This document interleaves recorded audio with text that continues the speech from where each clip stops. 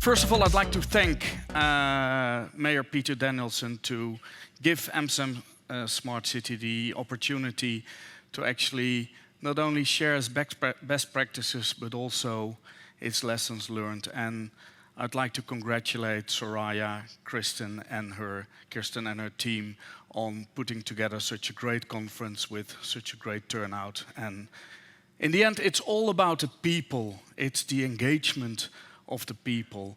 And that's why it's so important to have you all here. By starting off, I'd like to have a little bit of a feel of the people in the audience who consider themselves to come from a smart city. Luckily, the mayor puts up his hand. So let's assume there's 500 people in this audience and only 10% puts up their hands. Does that mean that 90% of the audience come from dumb cities? And this is the whole issue about smart cities. It's such a container definition. If you look up the definition smart city on Google, you will come up over 320 definitions. And actually it was invented by IBM because they wanted to have an order from the city of Rio de Janeiro. And they thought, oh, in 1998, let's invent a new word called smart city. So I think it's important that you actually focus on cities. If you do these things on a national level, then you will have this top-down approach, which in our experience, it doesn't work. And just take this lovely city. This has been around. If you look up on Wikipedia, the first settlements were over 1,000 years ago. And the Kingdom of Sweden is only several hundred years. So countries are just coming by and passing by. So that's why it's important to establish the whole innovation cycle within smart cities. As Mr. Kirill-Ilioski, I hope I pronounced your name right, already mentioned, it's crucial to take these sustainable development goals of the United Nations very, very seriously, and especially when we focus on number 11, the sustainable city and communities. And it's all about collaboration, and it's about to coordinate adherence to common standards to ensure openness and transparency and interoperability. The next little movie will show you why and how we became the European Capital of Innovation in 2016.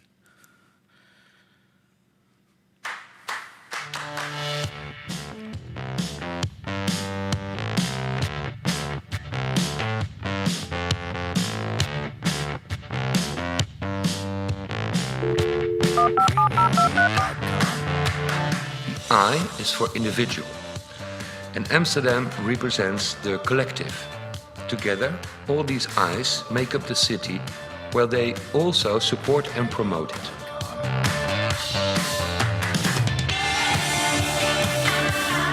This is ours, how can we act upon it? Why buy if you can borrow for free?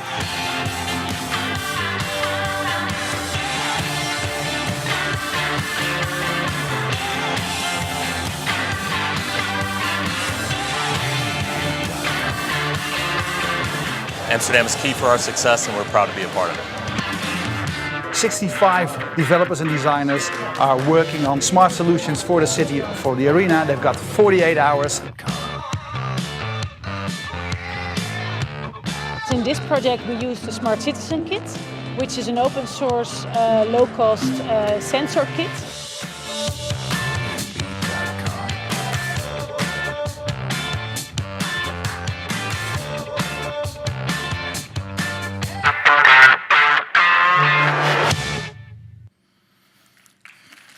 Thank you. So, and one of the reasons that was mentioned in the jury report we won the European Capital of Innovation was it was called the Amsterdam approach, which is learning by doing. If you fail, fail quickly, fail cheaply, but create that environment within your organization to allow for failure. And it's especially another key issue to allow for uncertainty, because we do not know what's going to happen in the next year, in the next 10 years, whether if it's on an economical front or a technical front or maybe on a global front. In 2008, we started off with a definition on smart cities. How can we combine electricity and connectivity to reduce CO2 emissions? That definition has evolved over the last 11 years. So now it's all about the livability of the city, of the happiness of the citizens. And one of the imperatives you need for a smart city, and I think your mayor and his team are a great example. He called it crazy, but I would say, I would more like to call it the focused maverick. Just think outside of the box, think what's already there. How can you tweak those little projects to actually label them smart and improve the quality of life of the citizens? Now we focus less on technology. Technology and ICT are the enablers for a smart city, but we focus much more on digital transformation, social inclusion. And I mentioned to you, I'm going to share some lessons learned, but when we started off in 2008, we were talking about cars reducing CO2 emission, but we actually forgot about the people that could afford a car.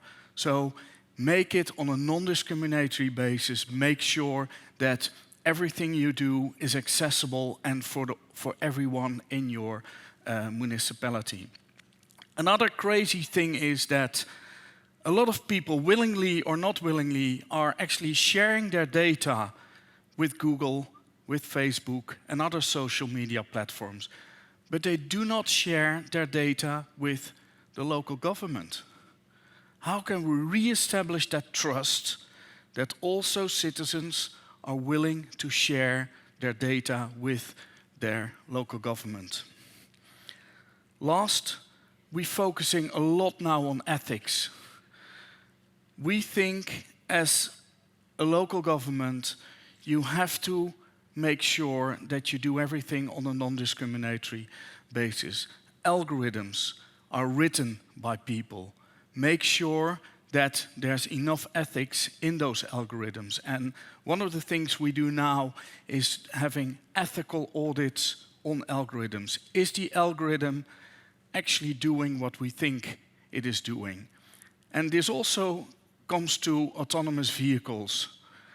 The former president of the United States, Barack Obama, was in an autonomous vehicle. Suddenly, a toddler crosses the road, a child crosses the road. What is the machine going to decide? Is it going to save the life of the child, or is it going to save the life of the former president of the United States? With the current president of the United States, I think what the machine should decide. Personal opinion, not the opinion of the city of Amsterdam. As I mentioned, residents have to be central. Do you hear the same noise as I do? Can we switch off the football or soccer or rugby or cricket or ice hockey or... No, apparently not. Okay, let's not so allow for intervenience and allow for disruption. Resident central, so everything you do, take that central point, make it citizen-centric, because in the end, they are your customers. If they do not take your solution, then it's not going to work. Learning by doing, as I mentioned, public values. We talked a lot about open data, but we transformed that definition and discussion into public data. That's slightly different, but it's really, really important. How can we ensure that the data that are stored in this database of a city, that we can actually use that. And there's a trend now in Amsterdam to collect less and less and less data of the citizens, but only to collect the necessary data that we need. Conditions and regulations, a lot of times there's people will say, oh, we can't do that because of the regulations and the regulator. Invite these guys in from the very early stage and let them discuss with you how you can actually make that project happen, and ask, if necessary, for a temporary regulatory holiday. Public-private partnerships are really important. These days, knowledge institutions, universities are really, really important, and NGOs become a much, much more important role. And everything you do it open and transparent. Even your failures, share those with your community. This is just a snapshot of the strategic partners. We have over 300 partners in all different projects, but these are the strategic partners. And I'd like to focus on the top left, which are the citizens' engagement institutions in Amsterdam. They enable the discussion with the conversation with the people that are living in Amsterdam, working in Amsterdam. So for example, Pakhuis de Zwijger, their commercial conference venue, they organize debates commercially during daytime, but at nighttime they open up their space and program all kind of topics that may be of interest of the people of Amsterdam, of the municipality, of the companies, and to make sure you have that conversation with the citizens, the vice mayors, the aldermen. They have the obligation to go there at least once a week and sit there and express their opinion, listen and discuss. I slightly disagree with the earlier comment of the mayor that you need a strategy, etc., and a big document. I think that's good if you're a consultancy company and you can earn a lot of money on there. But basically, it is just stop talking the talk and start walking the walk.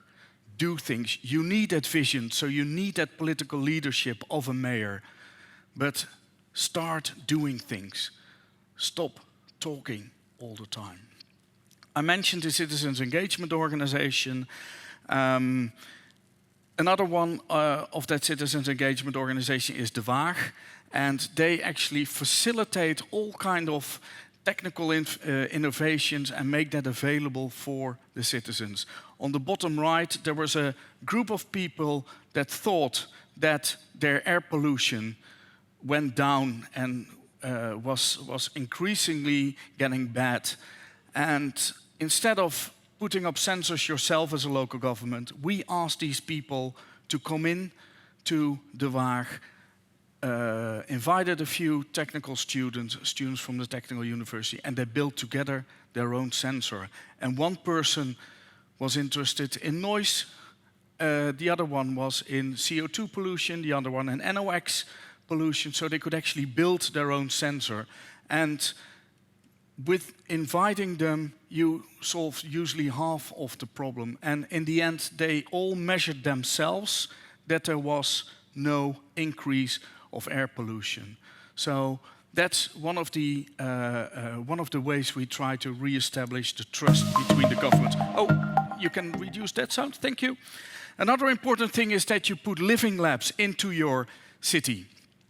In the beginning, we had only 3 dedicated areas within the city of Amsterdam to have as living labs. But then there was this project that said, okay, we need a space, and it didn't fit in those one out of 3 areas. So we couldn't do that project. And at that time we thought, okay, let's make the whole city a living lab. The former marine establishment in Amsterdam is now one of these living labs, which in a closed environment we can experiment with sensors, with beacons, with autonomous vehicles. And for those of you who visited Amsterdam, there's a lot of water, so we now experiment with autonomous boats. And what we would like to do is the canals were made in the past just for transportation for inner city distribution, and we would like to re-establish that, that role. So together with MIT in Massachusetts, a technical university in Delft, and the University of Wageningen, we created robots, autonomous boats, GPS, LiDAR. They're constantly scanning the environment, learning, and collateral benefit, what we couldn't think of, is that if you put these things in a row, they suddenly become temporary infrastructure. So what you can see there is that as soon as a boat arrives that would like to pass, automatically these rowboats make space, and when the boat has passed, as you can see on the example in the middle there, then they come back and etc. So we experiment now with collecting waste within the city center with these autonomous boats, but also tourists. They can actually go around in those autonomous boats, which is much safer than all the pedal boats we have and all the tourist boats going around. Another thing is, I'm not a big fan of putting a solution out there and ask then the huge companies to do a tender or a procurement. So from that point of view, we set up a program called Startup in Residence. It's a training program of 6 months. We have topics defined by the City of Amsterdam. We invite startups in to help to redefine, to fine-tune the problem and help them and let the startups help us to find a solution for it. One of the lessons learned there is the first cycle, we only opened up the Startup in Residence program for Amsterdam startups, where we do great things, but there's a million better things out there in the world. So we opened it up to the whole world. Another lesson learned there is we didn't have, in the first cycle, any money available for a first prototype. So a startup came up with a great solution, but we didn't have actually money to help them to build that first prototype. One of the things we also figured out is the language of startups is slightly different than the language that civil servants speak. No offense in that right corner. So we had to make a dictionary that if somebody from a startup says A, that means B in civil servant language. And this is another thing we learned, that it's really important to align the interests and to align the solutions. It's important that if you go on the smart city journey, that you approach things from a holistic point of view. So it's not a departmental thing, it's not an energy thing, it's not a transportation issue, it's not a waste issue, but try to approach the things on a cross-silo base or a holistic base. So one of the things we did is the vehicle-to-grid principle. We acknowledged that electrical vehicles are not only a mode of transportation, but are also storage of energy.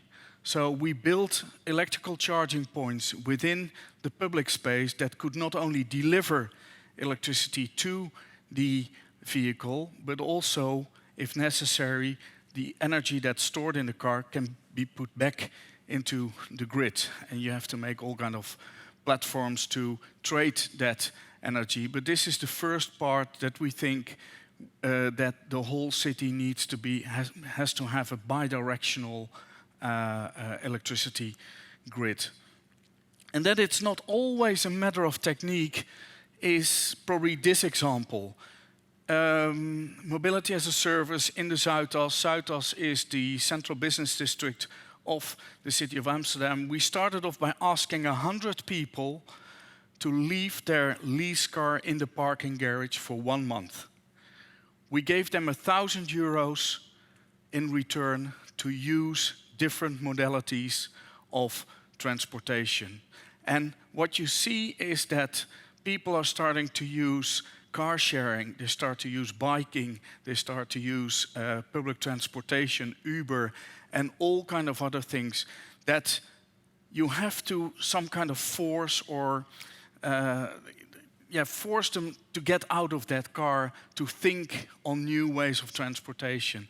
One of the things we learned there is that the car was missed most during the evening hours when there's less public transportation available, and lease car was missed most during the weekend to go grocery shopping or to go to the grandparents. And that was not the purpose people were getting a lease car. So we started off by learning from that experiment. We're doing it now on 1,000 owners of lease cars, and actually people are starting to get rid of their lease car, and even companies start to realize that it's cheaper to give people money to use different modalities of transportation than actually provide them with a lease car. As I mentioned, data are really, really important. Everything we basically do is data-driven. So if we face with a problem, we start to look into the data. How can we actually use the data that is stored within the city of Amsterdam? And bear in mind, the city doesn't own data. The data are owned by the citizens. And the city is just a storeroom, a data warehouse of these data. So if you store those data, make sure you make it transparent which data you store. If you collect data via sensors or cameras, make it transparent what data you are collecting. What are you doing with the data? What's the output of the data? And make it as accessible as possible. Of course, you can open up your data and put them in data sets, but if you can't access them as a citizen, then it's basically useless for the citizens' engagement. Another thing we did there is we signed a Cities Coalition for Digital Rights. Let me just go one back. The Cities Coalition for Digital Rights was signed last year by the City of New York, the City of Barcelona, and the City of Amsterdam, as we truly believe that digital rights are human rights. And we truly believe that people should have the ability to be digitally forgotten. To give an example there, when I was a student, I got my first mobile phone and I forgot to pay one of the installments of my mobile phone. 20 years later, it costed me 1% extra when I wanted to get my mortgage because I was not trustworthy enough. So make sure that people can actually be digitally forgotten. Waste. I had the privilege to be here in May and be part of a workshop on design thinking, on smart city. And there was one person in the room who had a passion for waste, but especially a passion to reduce waste, and how can we make the city a zero waste city, as was mentioned earlier.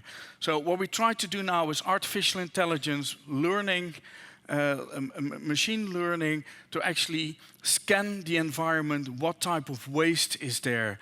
How much waste is there? Is it placed legally or illegally? And that helps to improve the whole efficiency of collecting the waste in the city of Amsterdam. We have a lot of underground waste bins, and we put sensors in there.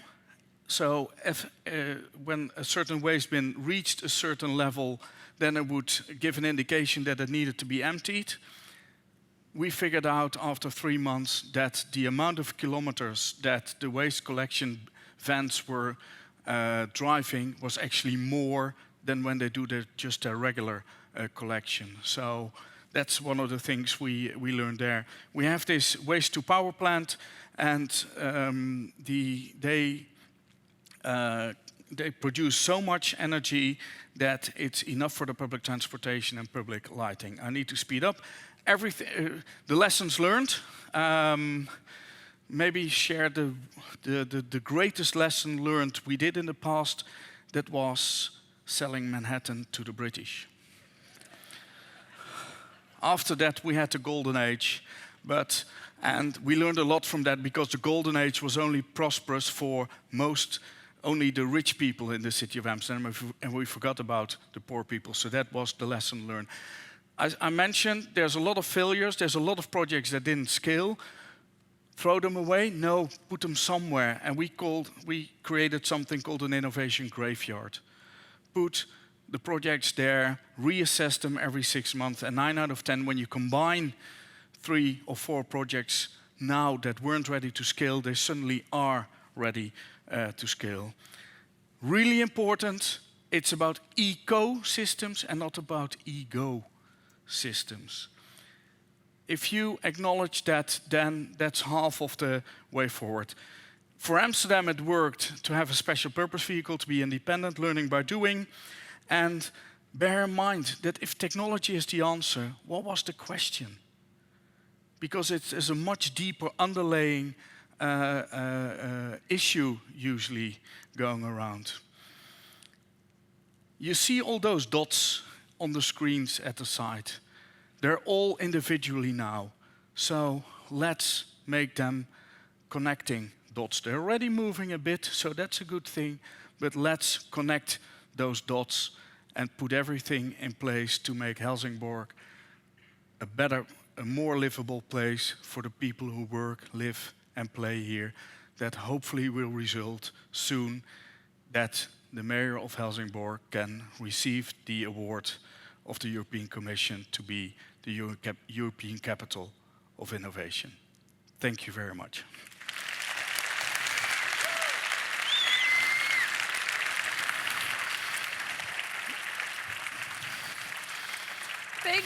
Thank you for that. Let me start by apologizing. I assure you, or the mastermind who sits up there assures you we weren't hacked, it was human error. But I think it's fascinating that human error comes in and gave us a bit of music and then a hockey game of sorts. Yeah. Just to test you a little. Which bridges me over. Mr. Mayor, please cover your ears. Is it good with some healthy competition between cities? Oh yes, if there's a monopoly, there's no innovation. So please have competition and learn from each other, because things that fail in other cities may be very, very useful in certain cities. So have that competition and try to win from each other, but most importantly, try to learn from each other. You talked about happiness and well-being, and I think it's important to put that in context to what you were saying also about the potential unfairness and inequalities of that are stampeding and not moving in the right direction. When it comes to city and technology, how is Amsterdam thinking about closing the gaps and making it a city for everyone? We have 180 different nationalities, different backgrounds, different religious background, different cultural background. So we realize there's no one size fits all. And actually people are not living in a city, but people are living in a neighborhood. So you have to start off on a neighborhood level, tailored made, ask them what the problems are, and engage those citizens in that neighborhood to actually come up with solutions that will improve the quality of life. And the city center of Amsterdam has a completely different demographics than the southeast of Amsterdam. So if you would do that from a top-down approach, and you say in the city everyone has to have fiber, there's people in the southeast of Amsterdam, they don't want fiber, they just want a proper 4G connection. So it's different perspectives, different expectations, so make it as tailor-made to the citizens that are involved in those areas. I completely agree with you. I think it's worth thinking about as well that there's some cynicism around what we're discussing here today. Absolutely. And the people in the room are bought into what we want to do, and we're also one of the few privileged ones are the ones sitting here today. And we know that there is a political unrest in Europe and globally. But how do you as a city address that cynicism, which can be quite brutal and raw in social media? That's one of the things. It's about reestablishing that trust as well for the citizens, and actually be transparent and open and show what it can actually do for a city, how it can improve their quality of life. And this is the phases of Schopenhauer, the philosopher in the last or the previous century, that says, first of all, everything is ridiculized. Oh, it's funny. Oh, we don't need that. Then it's heavily opposed. That's the next step. And then the third phase is always, I've always told you that we should do it this way. So the cynicism, you have to overcome the cynicism, but you have to explain and constantly explain and engage that citizen and having that discussion with the citizens. And a one-off survey is not citizens' engagement. You have to constantly talk to your citizens. I don't know what you guys felt, but I feel a huge encouragement that the cynicism is actually part of the process, and therefore welcoming the rawness of the debate right now as part of coming out on the other end. You were talking about digital data and the human rights side of owning data. You as a city, how do you deal with the corporate side of owning data? We encourage and we embrace the large companies to come into the city. We work together with Google and TomTom and Facebook and the mobile telephone operators, especially when it comes to crowd control. But the collaboration using the data from Google can use the data from the city of Amsterdam because it's open data and it's public data. So together with Google and TomTom and the data of the city of Amsterdam, we now developed a model that you can actually drive around and find a parking space that the application will tell you with a probability of around 90% if there's a parking space free on a stretch of 100 meters. And bear in mind that driving around in a city center, looking for a parking space is actually the biggest source of consumer CO2 emission. So embrace the collaboration with these big companies. When we started off on working with Google, Google came up with one box of A4, that's your contract. We said, thank you very much. We're going to draft our own contract. So make sure you're in the lead. And it's a bit cynical, actually, that the whole data discussion is driven at the moment by the corporates, and that governments and local governments are actually behind. And we need to take that new role. We need to take that role and be in the lead of that whole data discussion. We've taken the leap from Helsingborg to Amsterdam, and I'm going to ask you to take us to the leap globally. What is the European competitive advantage when it comes to data and data sharing, but also the smarter city? Of course, you have the situation in PRC, in the People's Republic of China, which is a completely different one. Facial recognition is used for things that we're probably not completely in favor of that. The Americans are not much better, but they don't tell what they're doing. So if you have Huawei toolboxes or you have Cisco toolboxes, both governments are looking into those boxes and actually monitoring what you are doing. I think in Europe, personal opinion is that we lacked to invest in innovation, and that's why we are becoming dependent on either electronics from PRC or from the US. So I think there should be a huge investment program on innovation, preferably on the European level, to get us back into the lead when it comes to innovation and also with data treatment. Thank you for sharing. Welcome. Thank you so much. Thank you.